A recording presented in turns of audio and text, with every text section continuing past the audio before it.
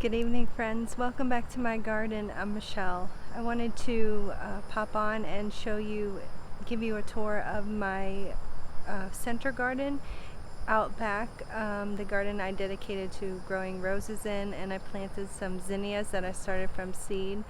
I made over the space a few months ago and I forgot to include it in my last garden update. I recorded the footage and then accidentally omitted it. But that's fine because I think it deserves its own little highlight because I have enjoyed it so much. Today I just added in a little solar fountain for my bird bath that I got from Amazon. I'm really loving it so far. It's supposed to light up at night, so if it does that, I will come out and record that if it works as it should and show you how that looks. But let me show you what the space looks like. I will pop a picture or a little video up on the screen so you can see where I started from, and things have blossomed quite nicely. So let's go see the space. Here is an overall view from the back end of the space. Please disregard the junk over in that area. But I guess that's how gardens are. They're always evolving and have a lot of stuff. But anyhow, here is the back side of this circle garden that I made. And as you can see, my little solar fountain here. I've only had it out not even a full 8 hours in the sun, so I'm not sure if the stream will be higher tomorrow when it can receive more sun. We did have some rain today, so even the time it was out here, it wasn't really full sun. But I purchased this kind with the little spacer arms because it keeps the fountain in the middle of the bird bath. I had one before that was less expensive and it wouldn't stay in the middle, so I thought that this was worth the investment, and so far it has been.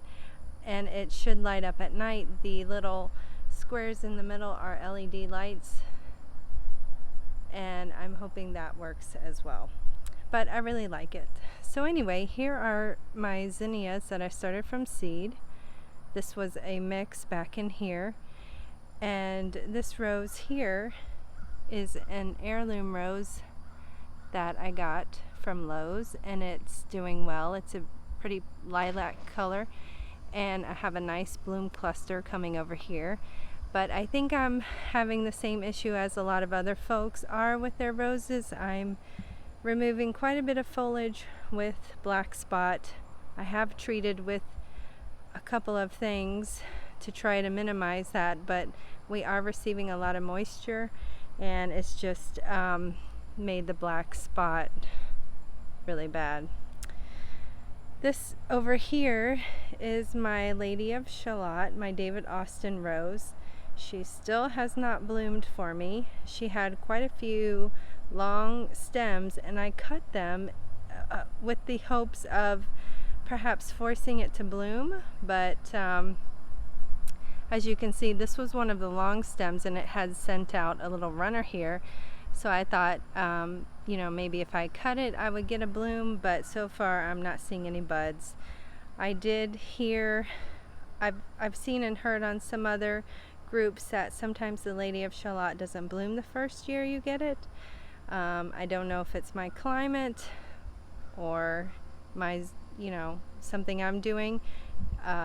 According to the website, they are supposed to be compatible with Zone 9, so I'm not going to give up on her, but hopefully next year or possibly sometime this year I can see some blooms.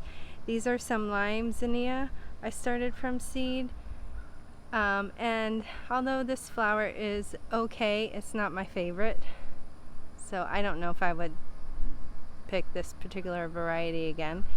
This was just a Fairy Morse seed packet I got in Lowe's. This is my iceberg rose, my Burgundy Iceberg, and I've really loved the blooms on it. It also has had some black spot, not quite as bad as everybody else, but I did deadhead today, so I don't have too many blooms left, but they are very striking with their deep tone on the surface and the white petals underneath.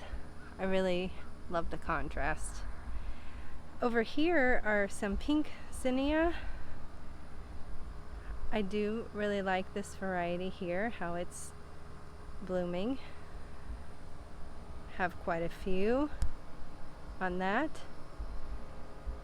And over here is probably my most favorite David Austin to date. This is Bosobel. Looks like I'm having a little bit of an issue with iron. It is a little chartreuse up here in the upper region. So I need to give it a supplement for that. But this is like the third or fourth flush of buds, and I really enjoy the fragrance of this one.